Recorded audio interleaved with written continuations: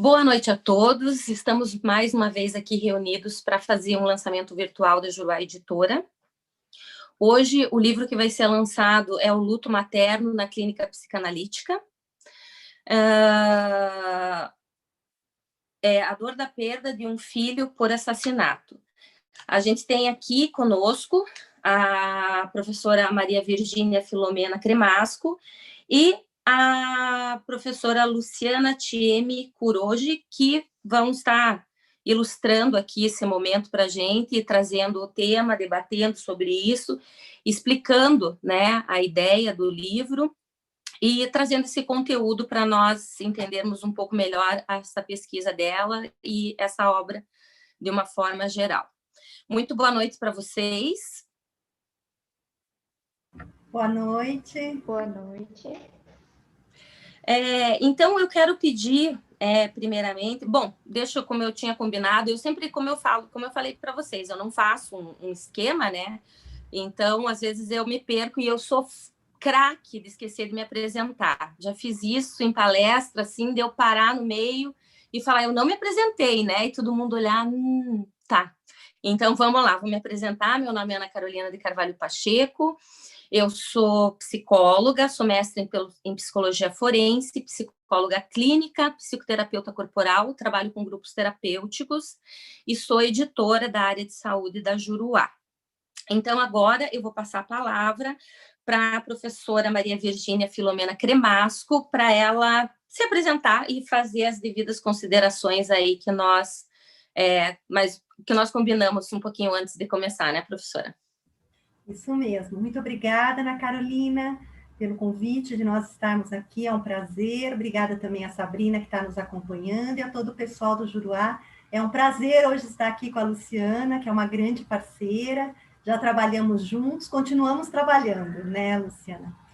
Então, eu sou professora no departamento e na pós-graduação em psicologia, na Universidade Federal do Paraná. Sou diretora do Laboratório de Psicopatologia Fundamental da Universidade Federal do Paraná e atualmente eu estou como coordenadora de extensão da Pró-Reitoria de Extensão e Cultura, também da universidade. Uhum. Então, eu vou falar bem rapidinho do livro, explicar um pouquinho qual que foi a ideia dele, quero deixar a maior parte do tempo para a Thieme, né, que é aí a grande autora desse livro, né, aqui idealizou toda essa ideia. Então, o livro da Thieme foi fruto da pesquisa de mestrado dela em psicologia clínica na UFPR, em 2015, do qual eu fui a sua orientadora. A sua pesquisa procurou compreender o sofrimento de mães que perderam seus filhos por assassinato.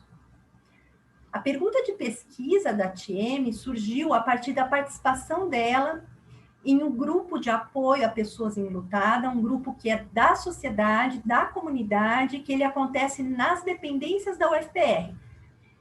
E ele é parceiro em todas as nossas ações, nós trabalhamos com pessoas enlutadas, né? Desde 2010, e se chama Amigos Solidários na Dor do Luto. E é coordenado pela senhora Zelinda de Bona, a quem publicamente aqui eu quero expressar o meu afeto carinhoso e também o meu mais profundo agradecimento por uma parceria de todos esses anos, né? Como eu falei, há 10 anos nós trabalhamos juntas. Thieme observou nas mães em luto o afeto de raiva e ódio profundo pelas figuras do homicida que mataram seus filhos. Ela observou também que este afeto é o que muitas vezes levam essas mães a buscar justiça, como uma forma do laço social lhes garantir que o mandamento não matarás não ficará impune se ele for quebrado. Como forma de lhes dar certo alento para continuarem mesmo a viver, a terem esperança de justiça diante do horror da perda de um filho de forma tão trágica e evitável. É exatamente essa indignação que esse livro revela.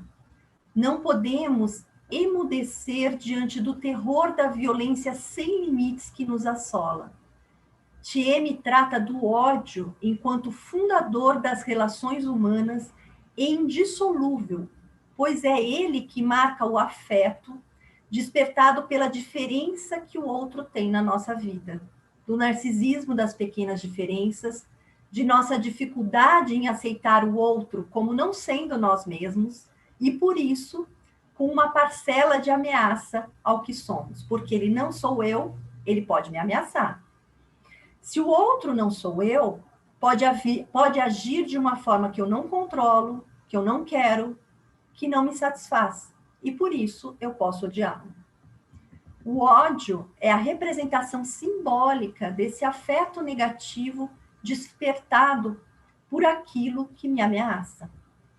A questão que aqui se levanta é o quanto esse afeto de ódio é estruturante ao psiquismo, pois revela nossa impotência diante do outro e a castração que nos funda como pertencendo ao laço social com os outros e não em destaque a eles. E o quanto esse ódio projetado no outro é também causa de destruição. Destruição daquele que me ameaça, como no homicídio e nos atos de violência, e destruição da vida em si. O ódio é estruturante da alteridade, como eu disse, e pode se expressar de diversas formas, inclusive muito construtivas, como nós vemos nos esportes, nas criações artísticas, no ato sexual, mas também vemos na violência destrutiva que anula o outro. Temos visto hoje o quanto o ódio tem sido atuado sem limites nas polaridades afetivas, ligadas a posicionamentos subjetivos que se associam a crenças, sejam religiosas, sejam políticas, sejam morais. Não importa se João, que pode ser o João Alberto do Brasil, ou George Floyd dos Estados Unidos, não importa se eles brigaram, se eles reagiram, se eles não levantaram a mão diante da ordem. O fato é que nada, absolutamente nada, deveria permitir que alguém matasse o outro por supô-lo imaginariamente ou realisticamente como perigoso. E a suposição, como sabemos claramente, é a atuação do ódio por aquilo que se escolhe como ameaça. No caso, em primazia desses que eu disse, ser negro. Podemos pensar isso também no caso de ser mulher, ou mulher negra. Refiro-me aqui à primeira vereadora negra eleita em Curitiba, Carol D'Artora, ou a negra e trans vereadora mais votada do Brasil eleita em São Paulo, Érica Hilton. As ameaças que a vereadora negra eleita em Joinville, Ana Lúcia Martins, tem recebido. Tudo isso revela esse ódio quando encontra meios destrutivos de atuação. E o livro de Thieme fala de dores que advêm dessa destruição do outro. De como uma mãe, ao perder terrivelmente o filho por assassinato, pode sofrer ainda mais. Se é que sofrer ainda mais, né, é uma palavra capaz de ser dita ou de ser pronunciada ao se referir à perda de um filho. Essas mães sofrem por terem perdido seus filhos pela atuação da violência de um outro. Essas mães odeiam esse outro. Essas mães também se odeiam por se culparem por não ter podido proteger seus filhos. A culpa, em casos de luto materno, é quase sempre onipresente. Diante do horror do desamparo que uma morte desse calibre deixa, sentir-se culpada pode ser uma forma de dar sentido a isso. Sofrer por culpa pode ser menos insuportável do que sofrer sem sentido, pelo sem sentido da morte, quando esta se coloca como inaceitável, e se é que há alguma morte que seja aceitável. Como diz uma mãe, quando a gente perde um filho, a gente se sente totalmente desamparada, desprotegida. Então, essas mães sofrem por perderem um pedaço de si mesmas. E, além disso, perdem tudo que depositaram como desejo, como idealização, como futuro, tudo o que depositaram como possível realização de vida naquele filho. E, além disso, se sentem muito culpadas e se penalizam por isso. Precisam também culpar muitos assassinos e odiá-los. Ao odiá-los, podem precisar também que algo seja feito com isso, vingança ou justiça. Portanto, a forma como um filho morre pode incidir diretamente sobre o luto que será vivido por essas mães. O assassinato é repentino e violento, tem todos os elementos para se caracterizar como um trauma, ou seja, isso que toma o psíquico de forma repentina, violenta, sem preparação, sem anúncio. Isso é vivido como irreal, e essas mães vivenciam em si o sofrimento de seus filhos, a dor que eles sentiram ao serem assassinados. Dói nelas o que imaginam que seus filhos sentiram ao morrer. Daí o desejo intensificado de condenar alguém pelo ocorrido, de tentar compreender o incompreensível que é a vida de alguém ser tirada pela vontade de outrem. Uma mãe nos relatou que até o 8º ano em que falava da morte de seu filho, sentia gosto de sangue na boca. Ela se referia a isso como sendo o ódio verdadeiro, quando sente o gosto de sangue, o desejo de matar quem matou. Uma outra mãe diz, após saber da morte, eu quebrei tudo, eu enlouqueci, quebrei todo o quarto. Já uma outra mãe se refere a esse ódio se voltando contra ela mesma, contra si. Queria quebrar a cabeça no chão e a batia com tanta força que tiveram que chamar o médico. O ódio também pode ser dirigido a outros objetos, deslocado para outras pessoas, como filhos que permaneceram vivos, os companheiros, companheiras, família, amigos. No Brasil, hoje, vivemos um cenário assombroso. Temos uma pandemia surreal que já matou mais de 170 mil pessoas. E políticas desencontradas que fazem com que o Brasil, enquanto nação desgovernada, pouco proteja seus filhos. Temos que refletir, e nisso o livro de Thieme nos ajuda, sobre quais lutos serão possíveis para nosso tempo, como poderíamos elaborar as perdas irrepresentáveis que temos passado. O laço social é e sempre será o único estandarte de força diante do terror. E para finalizar, eu deixo uma pergunta. Como cada um de nós poderemos sustentá-lo? Obrigada.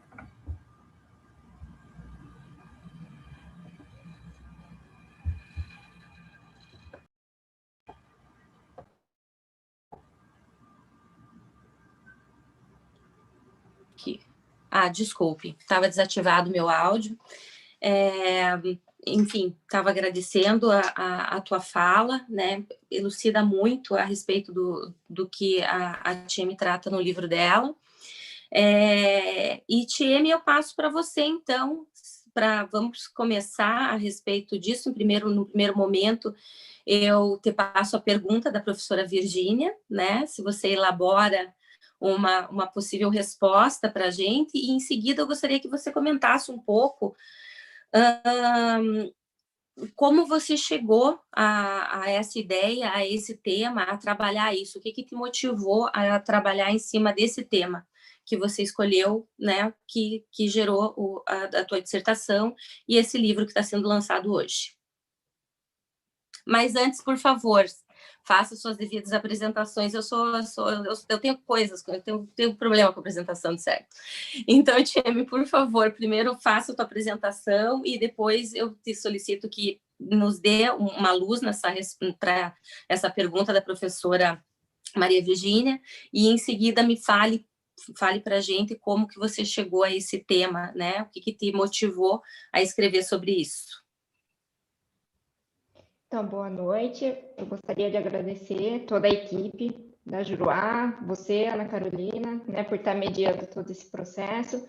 É com grande prazer que hoje a gente vai discutir sobre um tema tão importante, que é o tema desse livro, né, o luto materno na clínica psicanalítica, de mães que perderam seus filhos por homicídio.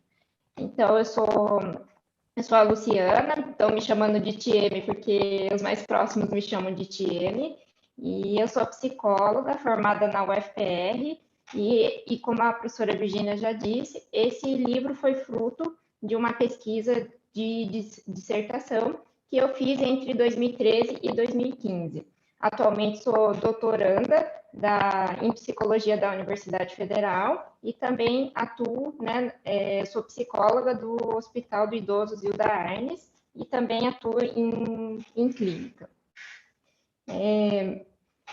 Não sei se deixo a pergunta para o final, Ana Carolina, e tento trazer um pouco, né, a minha ideia, como que motivou toda essa pesquisa, pode ser? Ok, então. Como a professora já trouxe, né, a minha ideia é expor um pouquinho nessa apresentação também, é discutir sobre esse tema e introduzir, né, o que motivou também a estudar sobre esse assunto, né? E a partir disso, o que acabou me chamando a atenção foi por meio dessa observação do grupo dos Amigos Solidários na Dor do Luto, que é de uma iniciativa, né, da comunidade externa, e a partir disso, por meio dessa observação, o que eu pude perceber é essa imensa dor que pode atingir uma pessoa que perde um ente querido, principalmente quando se trata de mães que perderam um filho. E por meio desses depoimentos das mães durante esses encontros, o que eu pude perceber é que a dor da perda de um filho é extraordinária. É considerada por essas mães a pior dor do mundo. E compreendemos, né, o quanto é importante também para essas mães terem semanalmente um espaço para falar, né, das suas dores, né, que nos parece que também essa dor é de longo prazo. E, especificamente, o tema desse livro, da minha pesquisa, foi de mães que perderam o filho de uma forma violenta, como homicídio. E perceber que existe esse ódio profundo direcionado ao assassino do filho. A gente entende, né, que todas as mães que perdem um filho, elas sentem ódio, mas as mães que perderam o filho de outra forma, elas não sentem esse ódio da mesma forma como as mães que perderam o filho por homicídio. Esse ódio das mães que aconteceu, né, de outra forma, ela se apresenta um ódio um pouco mais diluído, vago. Esse ódio pode estar voltado contra elas mesmas, um ódio da vida, até um ódio de Deus, mas o que difere, então, das mães que perderam o filho por homicídio é que, geralmente, esse ódio é direcionado ao culpado pela morte do filho. E, muitas vezes, esse ódio mobiliza essas mães lutarem por justiça, o que faz com que elas não passem apenas, né, pelo processo de sofrimento da morte do filho, mas também, né, buscar essa luta pelo direito. E a gente partiu, né, de um pressuposto de que esse ódio poderia afetar o trabalho de luto, ou seja, poderia prejudicar a aceitação da perda do filho.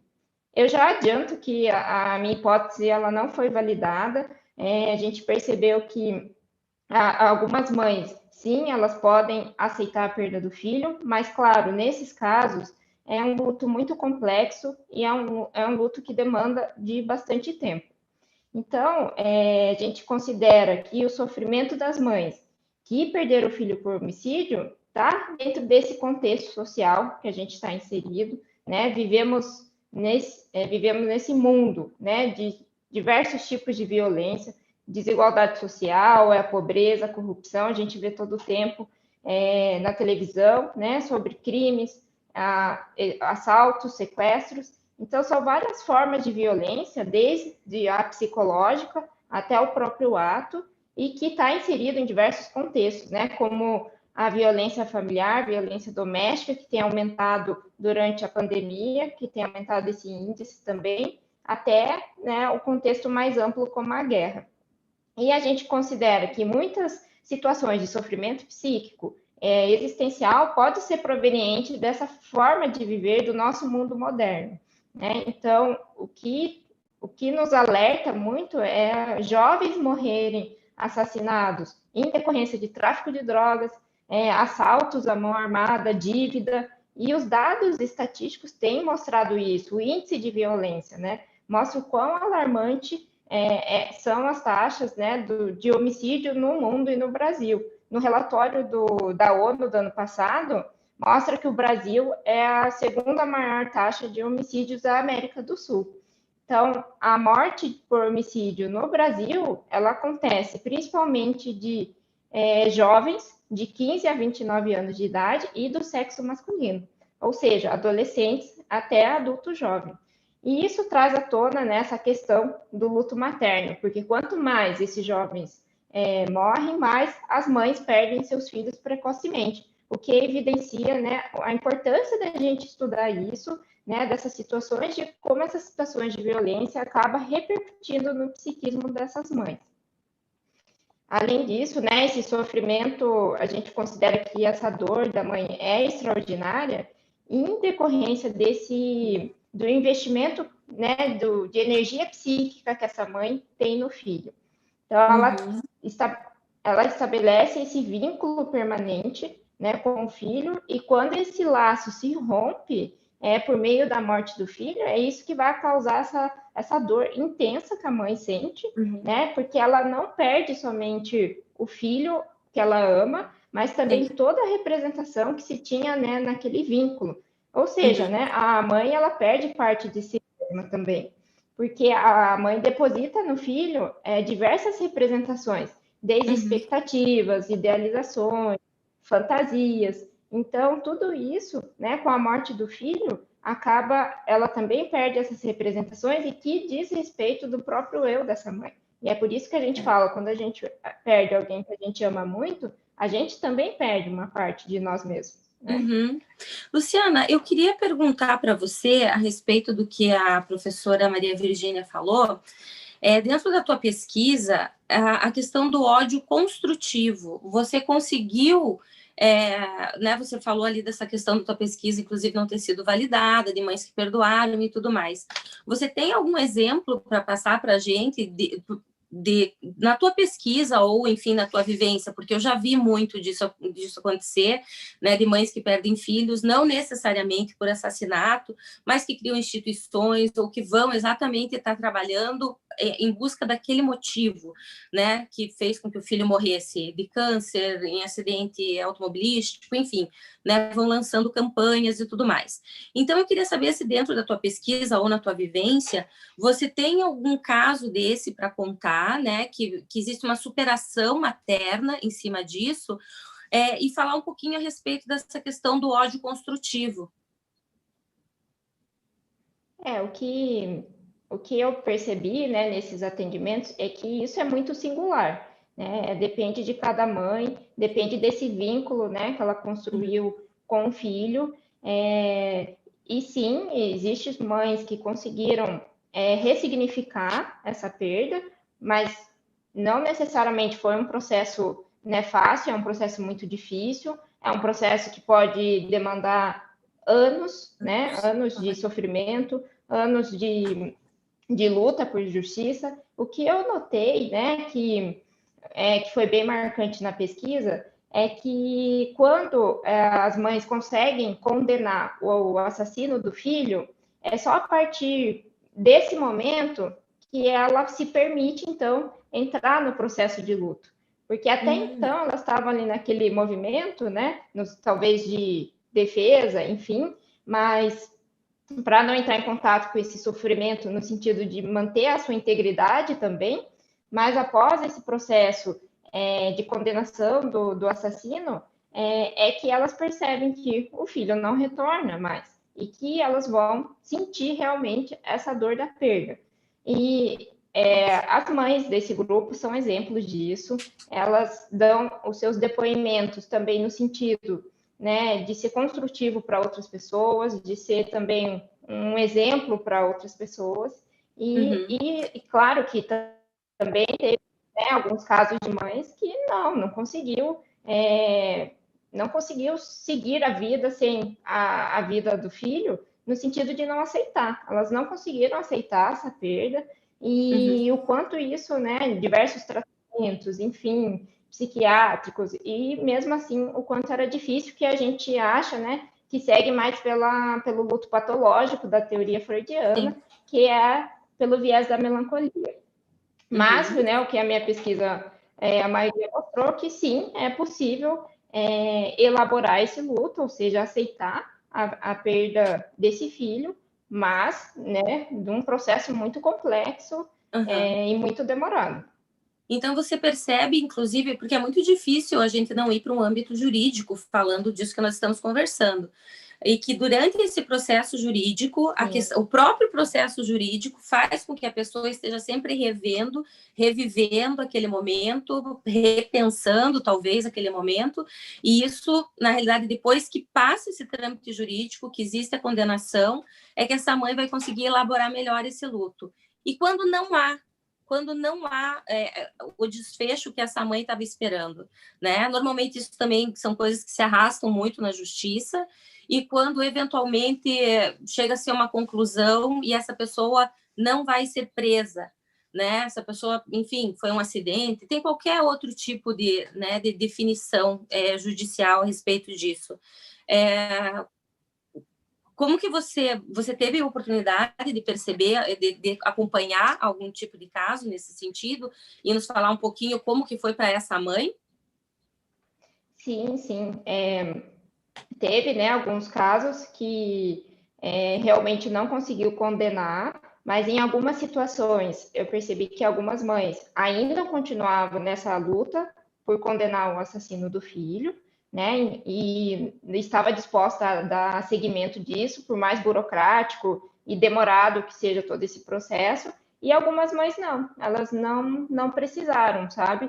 Não precisaram recorrer e conseguiram elaborar esse luto, mesmo não tendo essa necessidade de seguir por esse caminho de condenar, de fazer justiça, né? Porque geralmente essas mães, elas consideram o filho injustiçado, porque ele foi morto de uma forma violenta e muito cruel, e o que elas diferenciam é essa forma da morte, né? No caso do assassinato, elas acham que é uma morte que é incompreensível, né? Inaceitável, de uma forma muito injusta, porque é um outro ser humano tirando, né, a vida de outro.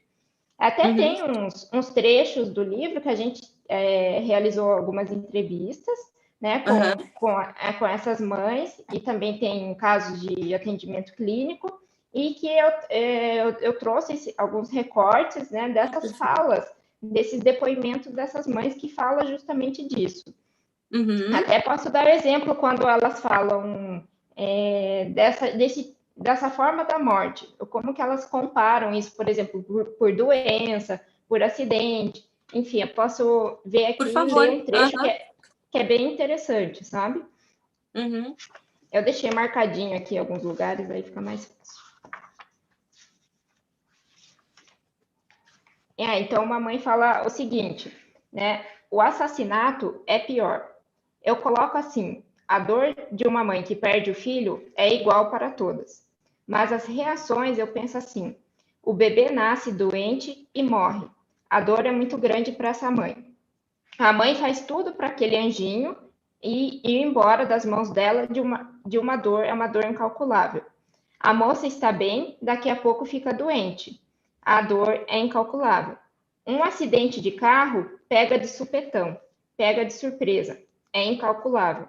Agora, um ser humano tirar a vida de alguém não tem como aceitar. Assim como o pior de todos os casos, o suicídio. Para quem fica, é pior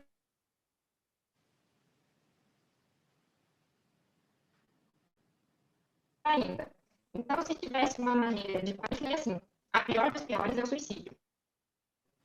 Depois veio o assassinato, depois veio o acidente, e aí as outras formas todas.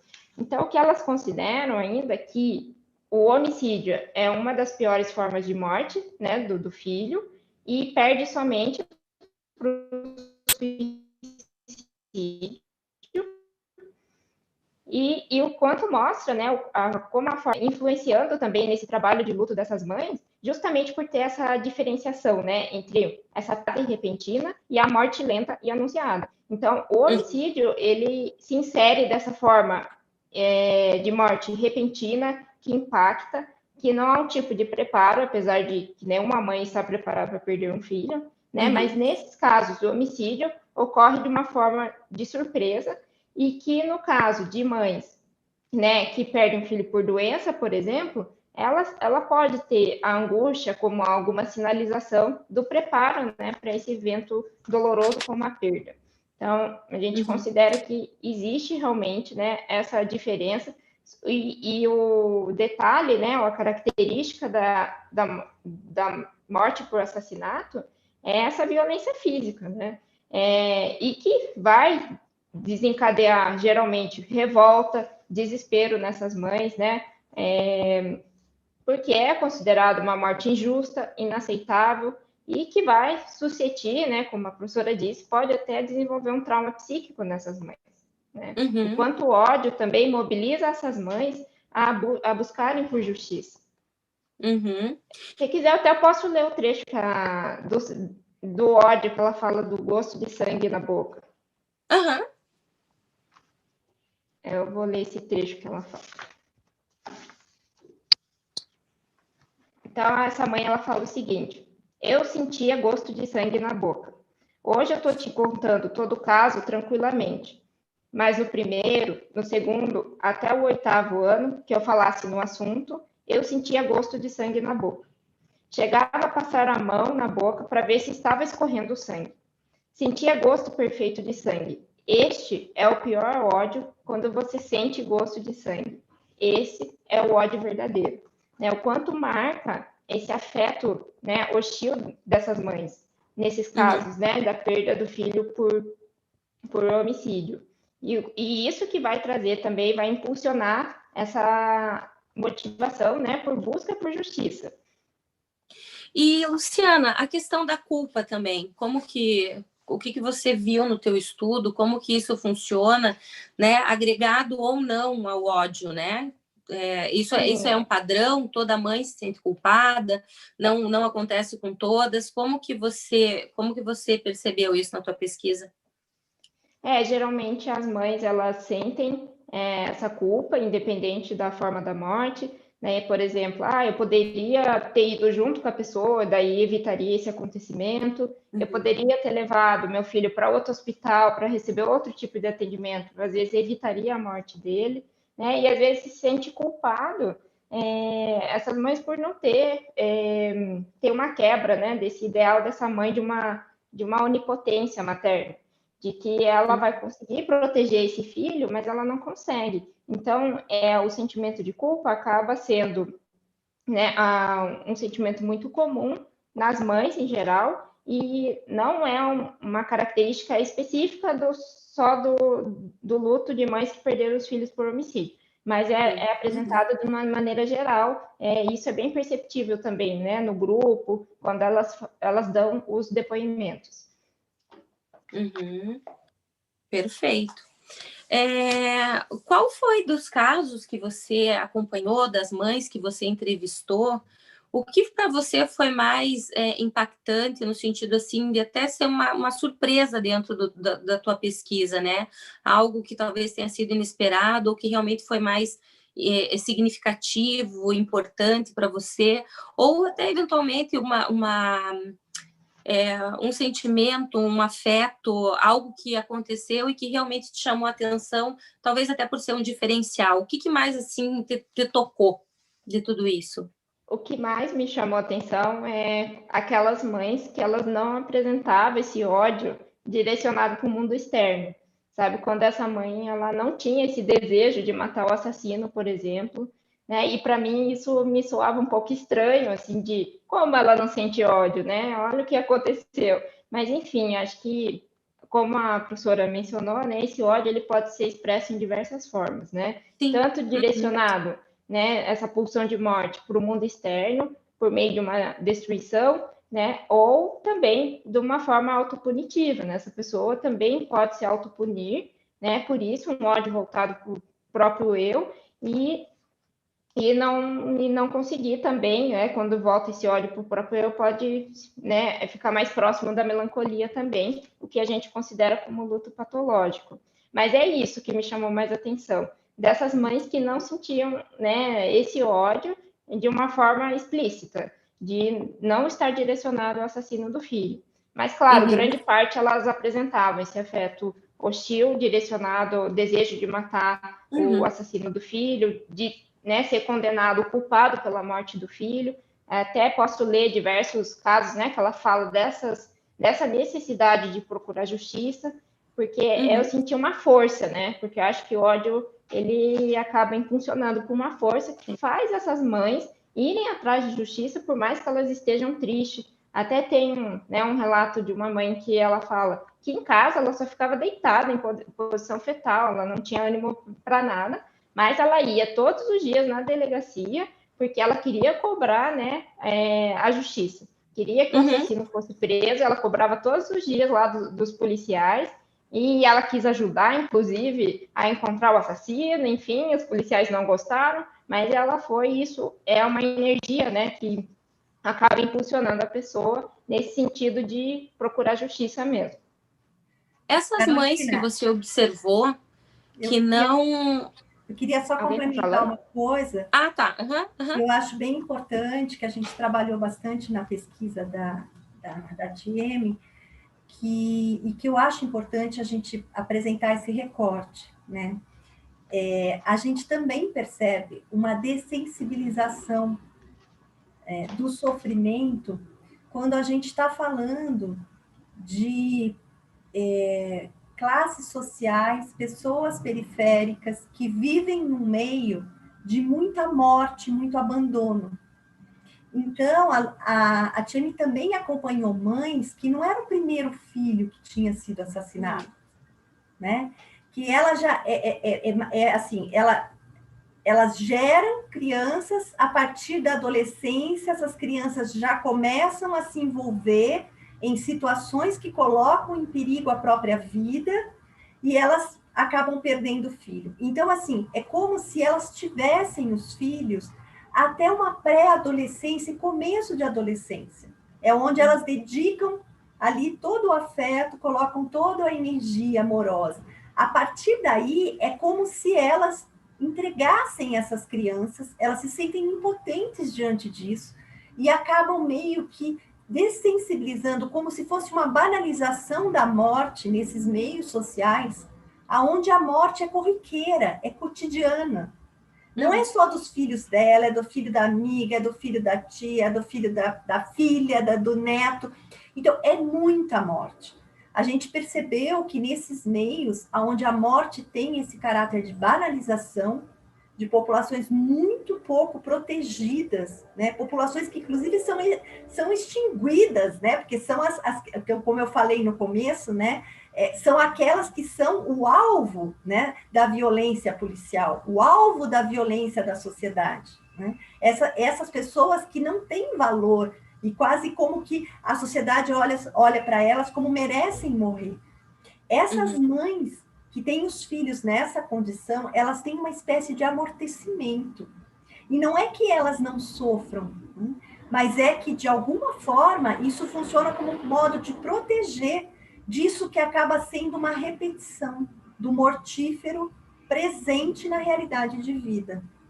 Então, muitas vezes, não tem nem tanto esse ódio dirigido pelo agressor, é um ódio dirigido para o próprio social, do social que não protege, do social que não dá condições, do social que dizima qualquer esperança desde o seu início. Eu acho importante a gente fazer esse recorte, porque senão a gente está trabalhando como se fosse uma realidade comum, né? A todas as mães, a todas as mulheres, de todas as classes, e não é. E não é. A indignação pela morte, ela é diferente, né? De acordo com a inscrição que a morte tem na vida de cada classe e de cada pessoa. E isso nos chamou muito a atenção. Eu gostaria e foi interessante até você colocar pontuar isso, Maria Virgínia, porque quando eu estava ouvindo a Luciana, eu imaginei essas mães, não vi por esse viés que você acaba de ilustrar, e te pergunto, então, inclusive, Luciana, o seguinte, essas mães que você percebeu, né? Como eu disse, a Maria Virgínia traz esse recorte específico de não ser um ódio dirigido ao assassino, mas um ódio social, né? Eu quero te perguntar se você observou em algum momento uma mãe que realmente não tinha ódio dessa pessoa, né, do assassino do filho, por uma questão de autoconstrução dela diante disso, né, por exemplo, né, como a gente vê que normalmente as pessoas efetivamente só conseguem superar esse tipo de coisa quando esse tipo não, porque isso daí realmente é uma coisa muito muito complexa e muito pontual, mas através do perdão as pessoas têm mais possibilidade de organizar os seus sentimentos. Então, quando você não viu uma mãe com ódio focado diretamente ao assassino, sempre estava ligado com essa questão social que a Maria Virgínia traz, que daí é um geral, ou isso poderia ser dessa forma, né? Isso que eu queria saber. Eu não sinto tanto ódio dessa pessoa porque eu estou trabalhando internamente, ou é uma questão de religiosidade, de espiritualidade, do que quer que seja nesse sentido, né? E se eventualmente isso trouxe uma qualidade, essas mães que não tinham tanto ódio, se elas tinham uma qualidade de vida melhor. Isso que eu gostaria de perguntar para você. Se for pensar, né, nessa classe social, sim, teve até um caso que foi uma mãe que ela perdeu 2 filhos no mesmo dia. Eles foram mortos juntos, né, por uma questão de vulnerabilidade, envolvimento com drogas, enfim, né? E não ela não expressava esse ódio, né, diretamente ao assassino do filho, mas também não era consciente de que era um meio social injusto, sabe? De que dessa condição vulnerável dela.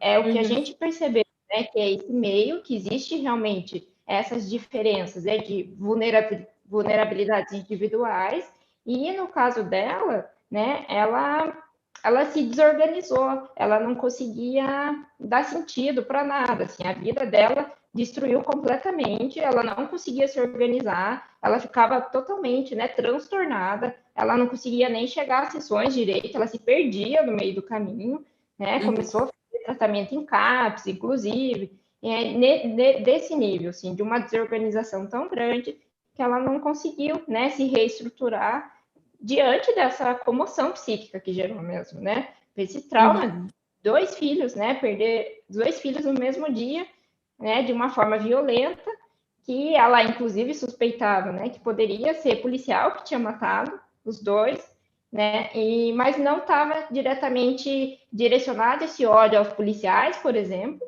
mas ela tinha medo, ela tinha muito medo de que pudesse fazer isso com ela também, né? Então isso é mais a marca dessa característica, assim.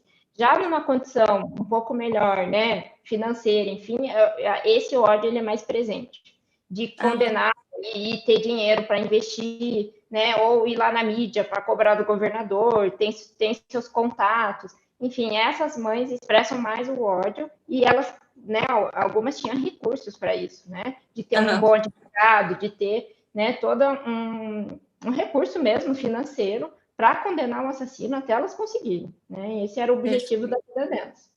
Então, nesse sentido, né, que a gente percebe, assim, algumas condições realmente um pouco mais vulneráveis, desde a condição psíquica até essa condição social mais fragilizada mesmo. Perfeito. Nós temos uma pergunta aqui no YouTube, agradeço a participação de todos que estão aí nos ouvindo, e a pergunta é a seguinte: você considera que o ódio construtivo pode ser utilizado, direcionado para a transformação da sociedade? Talvez sim, né? Dar um sentido para isso, de tentar mudar, né? Esse cenário que a gente está diante disso, a gente ter consciência de tudo, né?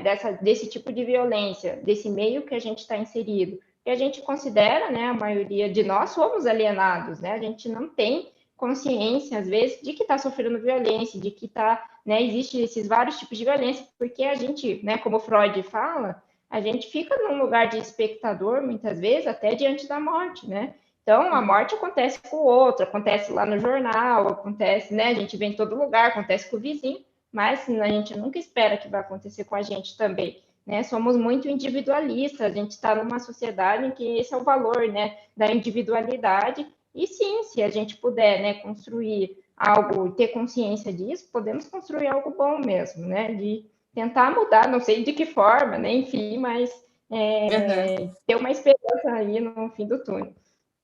Não sei se a professora Virginia quer complementar, né? Uhum. Eu acho que você deixa bem claro, né? A TM tem um capítulo, na verdade, um subcapítulo que fala do ódio, que ele é muito importante, que eu falei um pouco, né, dessa questão do ódio como constitutivo, né? Como constitutivo do próprio aparelho psíquico. Porque o ódio, o afeto do ódio é o que marca a alteridade. É quando eu percebo que o outro, né, diferente de mim, e por ele ser diferente, ele tem uma vida própria, desejo próprio, né, ele faz o que eu não quero que ele faça, né, eu passo a ter raiva disso, eu passo a odiá-lo, porque potencialmente ele me ameaça, né? É mais ou menos assim, com quem você sonha quando você está dormindo, né? Se nem a gente tem, né, controle, né, sobre o próprio conteúdo, porque daí é uma questão inconsciente, para nós que trabalhamos com a psicanálise, imagina o outro, então, né, o que se passa na cabeça do outro quando ele não me conta, quando ele não diz. Isso tudo potencialmente me ameaça, isso tudo desperta em mim uma insegurança que me leva a um afeto de raiva ou de ódio.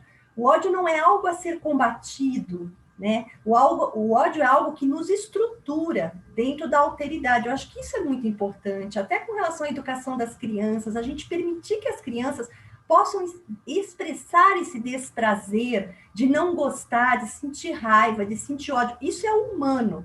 Agora, a violência, que pode ser a expressão desse ódio, que é aquilo que destrói, que anula o outro, aí ela pode ter realmente efeitos muito destrutivos para o laço social, mas não o ódio. Então, nesse sentido, né, quando a Vael, agradeço a pergunta da Vael, a possibilidade, a Vael coloca, se a gente pensar o ódio enquanto potencialidade daquilo que nos indigna, daquilo que nos tira do lugar, e também daquilo que nos faz perceber o que nos ameaça, ele pode ser uma grande mola de transformação de nós mesmos e do social. Porque quando a gente tem raiva, a gente está com ódio, a gente nunca fica parado, né? O ódio é o equivalente do desespero, aquilo que coloca fogo no eu. A gente tem que fazer alguma coisa, a gente tem que brigar, a gente tem que falar, a gente tem que colocar para fora. Ou retornar a si, nas formas psicossomáticas, nas formas de autodestruição, de comportamentos também, né, que podem colocar o si mesmo em risco, mas se não, o ódio é alguma coisa que clama para que a gente faça alguma coisa. Então, quando nós temos ódio, pode ser um grande movimento de transformação social para que a gente efetivamente possa querer que as coisas mudem. E com isso, não necessariamente pela via da violência, o que eu acho que é muito importante. Claro, mas sim, sem dúvida. Mas sim pela via que clama mudança, que diz não dá mais para continuar assim, porque não aceito, porque não suporto, porque eu não quero. Né? Então, o ódio tem essa potência criativa, que muitas vezes, que é a potência criativa que o ressentimento não tem. E a Tia me fala disso no livro dela. Porque a pessoa ressentida, ela cala. O ressentido não clama por mudança. O ressentido fica internamente desejando alguma coisa de ruim para o outro, mas consigo mesmo. Ele não age, né? O ressentido sente duas vezes consigo mesmo, né? Quem odeia, até Guimarães fala, quem odeia leva o outro para a cama, né? Em Grande Sertão Veredas. Eu adoro essa frase, porque o ódio é tão mobilizador que é isso, a gente não para de pensar na pessoa um só minuto, né? Leva o outro para a cama, seja efetivamente na realidade, seja em sonho, né? Porque sonha com o inimigo, mas quer dizer, a gente precisa fazer alguma coisa com isso. Então, sim, eu acho que o ódio pode ser um grande mobilizador, e tem um grande filme que fala sobre isso, que é Bacurau, né? Eu acho que Bacurau é uma obra-prima nesse sentido, não vamos aqui entrar nas questões que estão lá, mas uma obra-prima nesse sentido, né? como você pode ter a atuação do ódio a favor do laço social ou para a destruição do laço social. Perfeito. Muito obrigada, Maria Virgínia, mais uma vez. E eu gostaria de saber, Luciana, se você tem algumas considerações finais, se as pessoas que estão nos assistindo gostariam de mais algum esclarecimento, tem mais alguma pergunta? Esse é o momento de nós irmos, né, nos encaminhando, né, para o final. Sendo assim, peço a gentileza que as pessoas que estão nos acompanhando, que têm alguma dúvida, que escrevam para a gente poder, né, solucioná-las, né, na medida do possível, e aqui de tudo isso que está sendo dito, conversado, e de tudo que está que possa ser respondido, né, porque tem perguntas que eventualmente ainda não formulamos respostas, mas vamos dar o nosso melhor aqui. Então, queria saber, Luciana, se você tem... queria saber tuas considerações finais, que você pontuasse, né, do teu trabalho, o que você gostaria realmente de dizer do teu livro, né? Você falou muito dessa questão, né, que eu achei super interessante, através da pesquisa, né? A pesquisa vir trazer informação, elucidar e gerar, eventualmente, uma mudança social através do conhecimento que está exposto aí nesse livro. E gostaria de saber se você tem, então, mais alguma coisa que você também ainda gostaria de pontuar para nós aqui. Sim, só para finalizar, né, a gente tem que considerar que a cada mãe, né, como eu já disse, ela vai vivenciar esse acontecimento da morte do filho de uma forma muito singular, né, pela experiência de vida dela, a partir da própria infância, né, do estabelecimento desse vínculo particular com o filho, e a vivência da morte do filho vai estar relacionada, então, com essa capacidade da mãe se adaptar à falta dele, né, nesse mundo, e também, né, algumas mães, né, considerando diversos casos, né, que a gente encontrou, algumas mães vão encontrar essa readaptação no mundo sem o filho, né, suportando, ressignificando esse sofrimento, seja por meio de auxílio, né, do grupo, realizando psicoterapia, religião, enfim, como, né, ela consegue lidar com tudo isso para suportar essa dor, enquanto outras mães a gente acredita que é mais difícil, né, como o caso daquela mãe que se desorganizou, ela não conseguiu dar um sentido para isso e sendo muito difícil aceitar a morte dos filhos dela. Então, a gente considera, né, que o luto pode seguir tanto uma elaboração quanto seguir pelo viés da melancolia, que Freud vai chamar de luto patológico, né? E a gente compreende que esse ódio, né, essa revolta, não vai impedir dessas progenitoras de, né, entrar em trabalho de luto. É um processo complexo, é demorado, pode não ser bem sucedido em alguns casos, né, pela dificuldade de aceitação dessa morte, mas o que, né, não validou a minha hipótese. Sim, elas podem, né, realizar esse trabalho de luto, mas é demorado. Então, a morte de um filho, principalmente de uma forma súbita e violenta, é um fenômeno devastador na vida dessa mãe, né? A gente tem que levar isso em consideração, que esse desespero ele pode ficar por um longo período de tempo, né? E essa necessidade de fazer justiça, vingança, né, como uma defesa também diante desse sofrimento da morte do filho, pode ser uma forma de tentar se afastar disso também, né? Essa conquista do lugar de direito pode ser uma forma das mães também não se responsabilizarem pelo próprio sofrimento. Aí ela tenta preservar a sua integridade, né, por meio de uma projeção de representações do mal desse mundo externo. E, como, né, eu disse, em muitos casos a gente viu que somente após a condenação do criminoso é que muitas mães permitiram iniciar o trabalho de luto, né? O que a gente identificou, né, na pesquisa é que essa dificuldade de aceitação da perda é uma característica de todas as mães, independente da forma da morte como ela aconteceu, né, justamente por ser esse vínculo grandioso, né, entre mãe e filho, e o quanto é difícil de desinvestir dessa representação do filho, né? Então, as mães participantes, né, elas apresentaram, todas que a gente atendeu, né, apresentaram um luto consideravelmente prolongado, né, porque essa morte é de uma forma cruel, é de uma forma impactante, e que realmente vai demorar tempo para esse processo e que contraria o que os manuais dizem, como DSM, que tem duração, né, de um tempo determinado, enfim, não, a gente não segue nessa lógica, cada um vai ter seu tempo muito particular, né, e sintetizar assim, o que a gente conseguiu, né, identificar desses casos de morte por homicídio é que tem essa sensação de irrealidade da perda, né, esse ódio, que pode ser tanto, né, direcionado ao mundo externo quanto ao mundo interno, e essa necessidade muito grande de fazer justiça, e pode, né, ser a principal prioridade para algumas mães, né? Esse sentimento de desespero, né, relacionado à expressão de raiva, como uma forma de defesa dessa realidade da dor da perda, né? Então, digamos assim, né, vou procurar pelos direitos, eu vou fazer justiça, mas deixo de lado, às vezes, o sofrimento, né? Não está lidando com isso naquele momento. E tentar buscar, né, por meio de uma tentativa de compreender, muitos casos a gente viu a necessidade de qual a causa da morte, por que isso aconteceu com o filho, né? É isso, mas estou disposta aí às questões, quem tiver dúvida, algum comentário, estou disponível. Na realidade, o que eu estou observando aqui são muitíssimos parabéns, né? As pessoas falando, não apareceu, mas nem apareceu.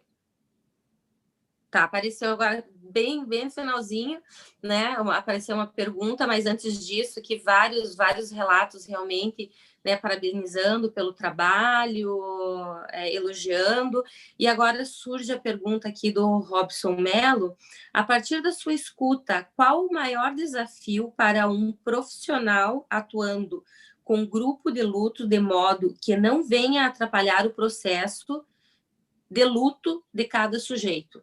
Ficou meio confusinha a pergunta. A partir da sua escuta, qual o maior desafio para o profissional atuando com grupos de luto, de modo que não venha atrapalhar o processo de luto de cada sujeito? Explicando, né, que nesse caso o grupo não é a gente que coordenava, né? Ele é coordenado pela Zelinda, não, a gente só observava o grupo, então não conduzimos esse grupo, né? Acredito que seja um desafio para o profissional, enfim, mas ele tem o próprio movimento, a própria dinâmica, esse grupo. Ele já surgiu, né, fora da universidade, agora ele acontece localizado lá na Praça Santos Andrade, no curso de psicologia, mas não é da minha experiência, Robson, conduzir esses grupos, né? O que foi mais atendimento individual mesmo com algumas mães e algumas entrevistas com essas mães que pertenciam ao grupo. Perfeito. Da minha experiência, Robson, que eu posso te falar, eu trabalhei com grupos terapêuticos no Hospital Bom Retiro, né? Trabalhei com uma ala masculina e com uma ala feminina. E até isso que a Luciana fala me remeteu exatamente a esse processo, na realidade, de que o grupo é dinâmico. Então, quando uma pessoa está falando, né, isso normalmente é curativo para outras. Que eventualmente não estão se sentindo aptas a falar, estão com medo, estão inseguros de alguma forma. Então, eu trabalhei também com grupos terapêuticos dentro da clínica mesmo, né? Então, o grupo terapêutico ele é muito interessante porque ele é muito, o que eu percebo assim, ele é uma grande contribuição para quem está falando, para quem está quieto, para quem está ouvindo, para quem às vezes não está conseguindo se concentrar, não está prestando bem atenção. As pessoas sempre saem de um grupo terapêutico melhores do que entraram. Essa é minha experiência realmente, né?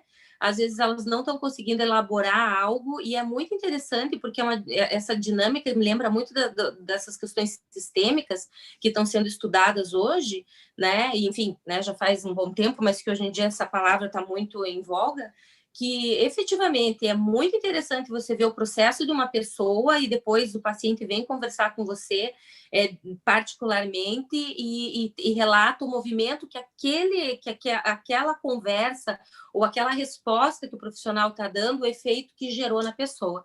Então, o grupo, realmente, eu acho que tem uma energia e um movimento que é muito, muito, muito produtivo para qualquer tipo de... Mesmo quando a gente tem, né, como eu trabalhava no hospital psiquiátrico, eu tinha que lidar com o que estava ali, com quantas pessoas estavam ali, cada uma no seu movimento, e era riquíssimo, né? Da mesma forma que quando você tem um grupo terapêutico que você está trabalhando um processo específico, né? Pessoas que estão ali com a mesma questão, pontualmente, também é muito rico mesmo. Então, essa é a minha experiência que eu deixo aqui para você, Robson. Eu queria colocar só, que eu acho que é uma característica bem importante desse grupo, e que a gente acaba estudando à parte também, sabe, Ana Carolina, Robson? Porque esse grupo, especificamente, ele não se pretende ser um grupo terapêutico, né, com essa função que você fazia, porque é um grupo da comunidade, com pessoas leigas, enfim, né, que não... E tem uma força, né, de se autorregular que é incrível, né? Por isso que os alunos iam lá observar, até para aprender como é que pode pessoas tão feridas, com sofrimento, né, tão atroz, poderem se reunir semanalmente e saírem de lá andando, vamos dizer assim, né? Para não dizer inteiras, né? Como é que mobiliza, né, sentimentos. E aí nós passamos a perceber que ele é um grupo eminentemente de testemunho. E tem uma característica muito importante na questão dos testemunhos, porque o testemunho, ele tem uma função de ser redito, né? Ser dito várias vezes, e é isso que essas mães faziam e fazem até hoje, né? No grupo. Uhum. Então, é nesse dizer que vai contando a história, com função tanto de dar realidade, porque é tão surreal, é tão inacreditável, né? Que o meu filho possa ter morrido, né? Para uma mãe, isso é tão inacreditável. E veja, não são todas as mães, nós estamos falando das mães que tiveram os filhos nesse lugar de objeto investido, né? Porque senão também a gente está falando aqui de um materno que é igual para todo mundo e não é. Nós estamos falando de mães que realmente se desesperaram e morreram porque perderam seus filhos pela relação que tinham com eles. Isso não é igual para todas as mães, e não tem que ser, né? Mas estamos falando dessas mães nesse recorte. Então, ir lá e contar era uma forma de tentar, falando para o outro, dar a realidade para si mesmo sobre aquele acontecimento. Eu acho que isso é muito importante. Dar força de realidade no contar. E não fazer esquecer, que é essa a função do testemunho. Como a gente vê o testemunho com os traumatizados, como a gente vê o testemunho, a importância do testemunho, a importância da comissão da verdade, né? Para a questão do militarismo, a questão dos testemunhos quando a gente pensa na questão do Holocausto, a questão dos testemunhos quando a gente pensa na questão dos traumatizados. O quanto que é importante você dar testemunho do vivido, e ao dar testemunho do vivido, isso de alguma forma poder estar dando efeitos de realidade. Ao dar efeitos de realidade, é só a partir do momento onde você admite que aquilo pode ter realmente acontecido com você, que pode iniciar o processo de luto. Uhum. Como a Tieme muito bem colocou, a gente tem um depoimento de uma mãe que é muito precioso no grupo, uma mãe que está há muitos anos no grupo, e ela passou por um processo judicial até que não foi tão longo, foi, acho que foram 8 anos, eu não me lembro, mas alguma coisa assim, e ela conseguiu a condenação máxima para os assassinos, né, do filho, até por conta da condição que ela tinha, ela conseguiu mobilizar muito, foi júri popular e tal. Então, vocês imaginam aquela situação de júri popular, né, tá lá o júri, tá os assassinos, ela, né, na plateia. E aí, quando o juiz decreta a sentença máxima, né, que são 30 anos no Brasil, ela fica muito feliz de ter conseguido a sentença máxima e ela conta sem ser psicótica, que nesse momento ela olha para trás e ela imagina que na porta do tribunal o filho dela iria entrar. Uhum.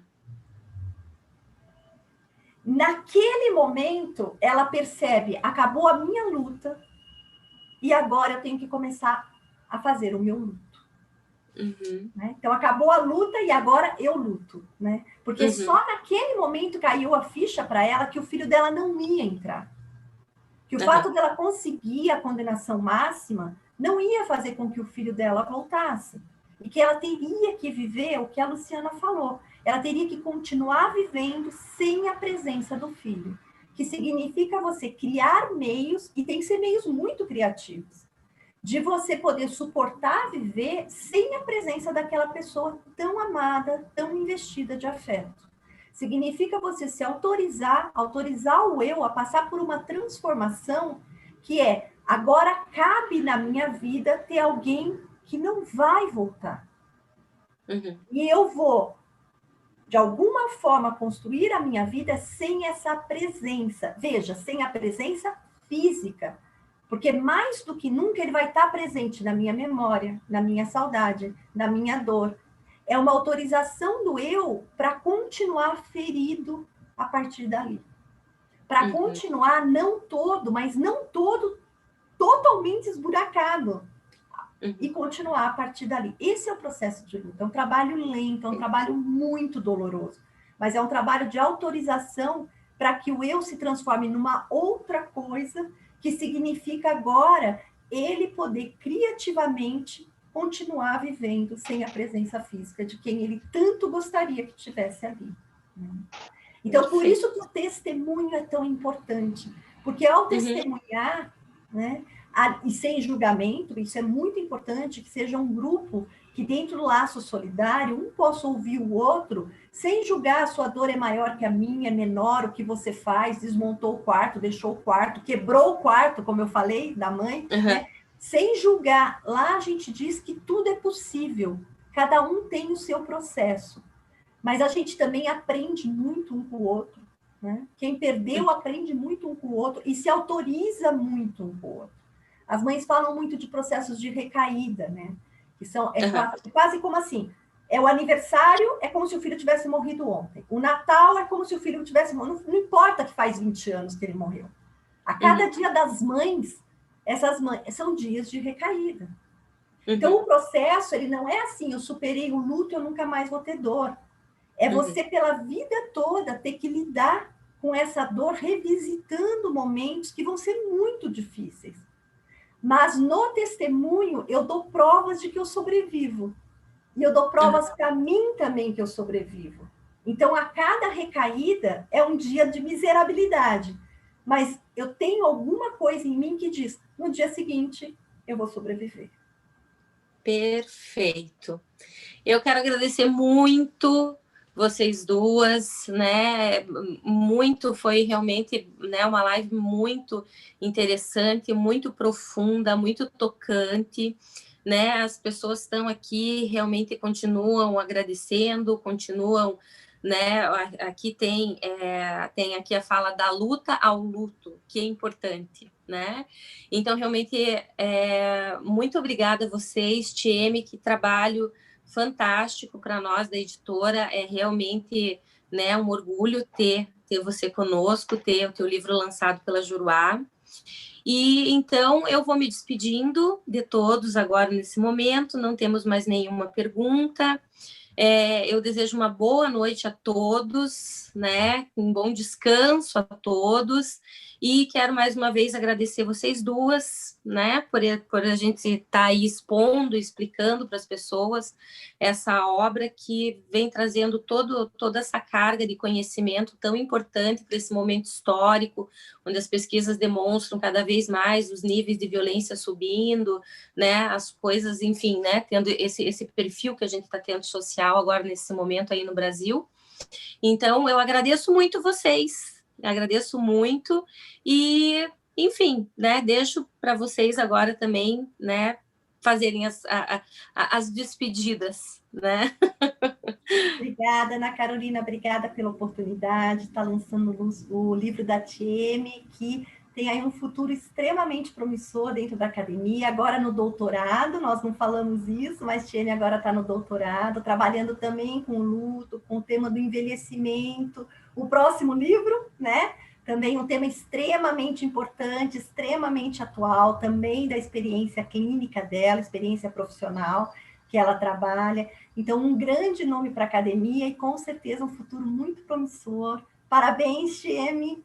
E aí, somos parceiras e você sempre uma grande incentivadora do teu trabalho, porque você tem muita responsabilidade, muita competência, e a Juruá e todos nós merecemos aí ter você aí produzindo textos tão importantes para nós. Parabéns. Muito obrigada, eu agradeço imensamente essa oportunidade também, né, de poder discutir sobre esse assunto, de poder falar sobre esse lançamento, o apoio da professora Maria Virgínia, da Ana Carolina para mediar, né, mediar todo esse processo, e agradecer a equipe Juruá, que também nos ajudou tanto, né, e nos incentivou também a lançar esse livro. Muito obrigada, gente. Muito obrigada quem esteve ouvindo, espero que tenham gostado. Perfeito, então. Eu, então, finalizo a nossa live, deixo uma boa noite a todos, né? Peço a vocês que coloquem os likes de vocês, né? Que está tendo tanto elogio, assim, às vezes as pessoas não lembram.